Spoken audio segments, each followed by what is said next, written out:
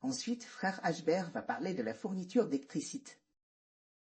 C'était le 28 mars 2024. Le pré a dit frère Hbert dans un RVE, demandant frère Hbert de fournir de l'électricité tous les rachets, incluant tout le monde de l'intérieur comme l'étranger. C'est-à-dire fournir de l'électricité. Tous les enfants tant au pays qu'à l'étranger. Alors que signifie fournir de l'électricité? Il s'agit en fait de fournir la nourriture spirituelle de la vie. C'est-à-dire fournir la nourriture spirituelle de la vie, tous ceux qui sont destinés à la vie éternelle. Avant cela, frère Hbert a aussi rêvé du moment où il fournissait de l'électricité.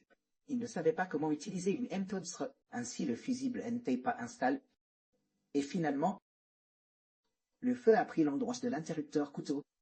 Le pré a dit dans le RVE, pour que frère Hbert sache utiliser une méthode pour fournir la vie. Maintenant le pré a dit ce jour, le 28 mars 2024, que frère Hbert devait fournir de l'électricité. Tout le monde au pays et à l'étranger. Tout le monde au pays et à l'étranger. C'est-à-dire tous les rachets. Alors comment fournir de l'électricité étrangère? Fournir de l'électricité, c'est fournir la vie. Le 28 mars 2024, il a tout dit de fournir la vie au pays et à l'étranger. Comment fournir l'étranger? Ce moment-là, ce n'était pas fait. La vie sur YouTube n'avait pas de fête.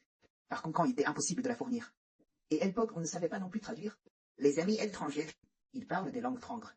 Alors, comment fournir? De manière inattendue, la promesse et l'ordre du précleste. On d'attendre aujourd'hui, 2 ans plus tard, pour que nous commencions à fournir. Alors, quand nous commandons à prendre fournir la vie au pays et à l'étranger, la phase de germination de l'évangile commence. Dans un avenir proche, la phase d'explosion de l'évangile viendra. Avant la venue du Seigneur Jésus-Christ. Dans la Bible, il sera prophétisé.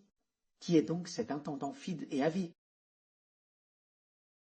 établi par son maître, pour donner la nourriture spirituelle de la vie aux serviteurs de la maison petits et grands en temps voulu.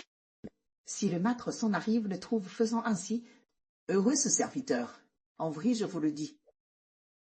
Le maître lui confiera la gestion de tous ses biens. Le Seigneur Jésus a dit, cette affaire, on peut seulement dire qu'avant la venue du Seigneur, nous devons fournir la vie en temps voulu. Bien est le Seigneur et frère Hbert, après la résurrection d'entre les morts, après au ciel, avant de revenir nous continuerons sans cesse à porter la vie, fournissant sans cesse toutes les nations et tous les peuples, jusqu'à ce que le pré et le Seigneur nous enlevant au royaume des cieux. C'est cette période. Le temps est venu de fournir la nourriture spirituelle de la vie en temps voulu. Auparavant, lors du travail de traduction de l'Évangile, lors de la traduction de la Bible, la vie n'avait pas d'explique. On a commencé à l'expliquer après l'errance. Après l'errance, le pré a permis de donner le royaume frère Hbert, permettant à un groupe d'enfants de recevoir le royaume ensemble. Cela signifie que tous ceux qui reçoivent le royaume ensemble distribueront ensemble la vie prêche par frère Hbert. La distribuons ensemble toutes les nations. Pas seulement pour les Chinois, mais aussi pour tous les enfants étrangers destinés à la vie éternelle et que la gloire soit auprès et au Seigneur. Amen.